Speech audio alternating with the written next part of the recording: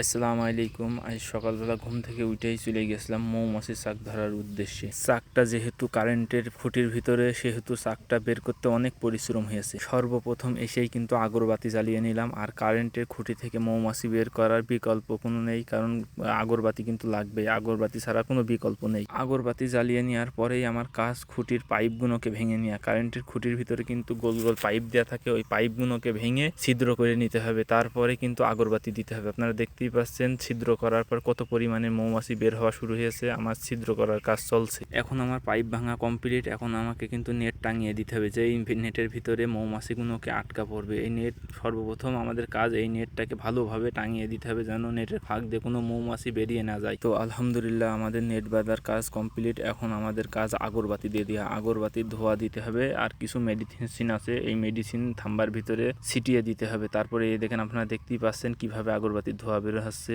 দেখতেই পাচ্ছেন কি পরিমাণে মাছি বের হয়েছে। মাছিতে কিন্তু নেট পুরো ভরে গেছে। এখন আমি ফু দিয়ে ওপরে তুল দিচ্ছি। মাছি না হলে সব যদি মুগির গুঁড়ায় থাকে, মাছি কিন্তু বের হতে যাবে না। এই কারণে আমি মাছিগুলোকে ফু দিয়ে সব ওপরে তুলে দেওয়ার চেষ্টা করছি। খুঁটির যে নিচে ছিদ্র আছে, এই ছিদ্র দিয়ে কিন্তু আগরবাতি দেওয়া হয়েছিল। এই আগরবাতি দেওয়ার কারণেই কিন্তু মাছি বের হচ্ছিল। আর সামান্য পরিমাণে কিছু মেডিসিন দিতে হয়। আগরবাতি দেওয়ার কাজ শেষ। এবার কিন্তু মাটি দিয়ে আগরবাতির জায়গাটা কিন্তু বুঝে দিতে হবে, না হলে কিন্তু আগরবাতির ধোয়া বেরিয়ে যাবে। এর কারণে মাছি বের হবে না। আমি নেটগুলোকে ভালো করে চেক দিয়ে দেখছি নেটের ভিতরে কোনো ছিদ্র মিদ্র আছে কিনা। যদি ছিদ্র থাকে তাহলে মাছি বেরিয়ে যাবে, আর মাছি বেরিয়ে গেলেই কিন্তু মাছি ধরতে অনেক অসুবিধা হবে। যেহেতু মাছি এক জায়গায় অনেক জমা হয়ে যাচ্ছে, এর কারণে কিন্তু নেটটাকে নাড়িয়ে ফু দিয়ে উপরে তুলে দেওয়ার চেষ্টা করছি। উপরে তুলে দেওয়ার পরেও কিন্তু মাছি উপরে যেতে চায় না, সব মাছি কিন্তু নিচের দিকে চাপ করতে থাকে। কেউ যদি কারেন্টের খুঁটি থেকে মৌমাছি ধরতে চান, তো অবশ্যই 3টে ছিদ্র করে নেবেন। তারপরে নিচের ছিদ্র আর উপরের ছিদ্র দিয়ে আগরবাতি দিয়ে দেবেন। চেক দেওয়ার পরেই দেখতে পেলাম কিছু জায়গা দিয়ে মাছি বেরিয়ে যাওয়ার সম্ভাবনা আছে। এর কারণেই আমি